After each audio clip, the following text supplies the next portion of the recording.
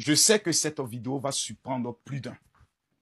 Et je sais que cette vidéo va faire parler au niveau du Togo. Mesdames, Mesdemoiselles et Messieurs, je ne peux pas porter le brassard du plus grand influenceur africain sans dire la vérité là où il y a lieu de dire la vérité.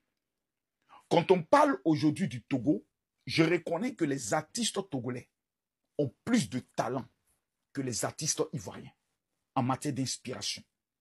Quand vous prenez au niveau du Togo, nous avons un homme doté d'une voix exceptionnelle que beaucoup d'Africains ne connaissent pas. J'ai l'habitude de parler des légendes, mais il existe une légende africaine cachée, couchée au niveau du Togo que les Togolais doivent révéler au monde entier et le gouvernement togolais doit prendre le soin d'honorer pour ce qu'il est de son vivant. King Mensa. Mesdames, Mesdemoiselles et Messieurs, au niveau de l'hôtel 2 février, il y a de cela, 3 ans de cela, j'y étais avec le roi 12-12 pour des récompenses, des prix qui devaient être remis à certaines personnes. Et on nous annonce l'entrée d'un artiste togolais, King Mensa. Mesdames, Mesdemoiselles et Messieurs, c'était pour la toute première fois dans une salle que mon cœur était en train de ressentir la pureté de la tradition africaine au travers de la bouche d'un homme.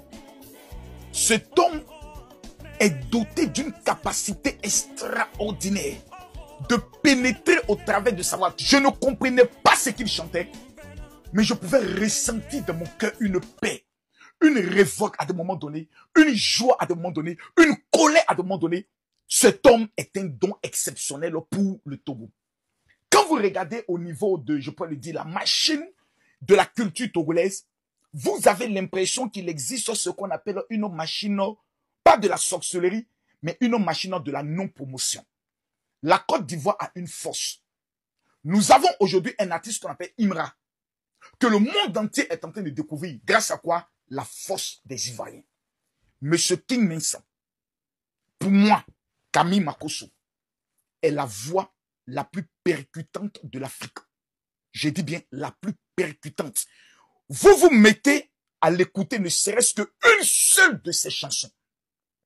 Vous êtes frappé par l'authenticité, par la capacité, je peux le dire, vocale et par la pénétration de ces textes au niveau de ta vie. J'ai pris le soin de demander un jour à l'une de mes filles togolaises d'essayer de me traduire un peu ce que cet homme disait. Et j'ai coulé des larmes. Togolais, Togolaises, peuple d'Afrique, j'aimerais vous révéler ici un homme que beaucoup d'Africains ne connaissent pas. Parce que les Togolais ne savent pas faire la promotion de les stars. Il s'appelle King Mensa. Mesdames, Mesdemoiselles et Messieurs, allez sur Google, allez sur YouTube, tapez King Mensa. Cet homme, je l'imagine, au lancement d'une Coupe d'Afrique, prendre de la voix, sans instrument, et entonner un chant. Papa King Mensa, au nom de tous les Africains, j'aimerais ici vous dire merci. Je n'attendrai pas le jour où vous allez nous quitter. Je touche du bois 100 ans sur votre vie pour venir vous honorer. Il existe des sommités, des entités, des emblèmes, des dinosaures, des stars, des icônes qu'il faut honorer de leur vivant.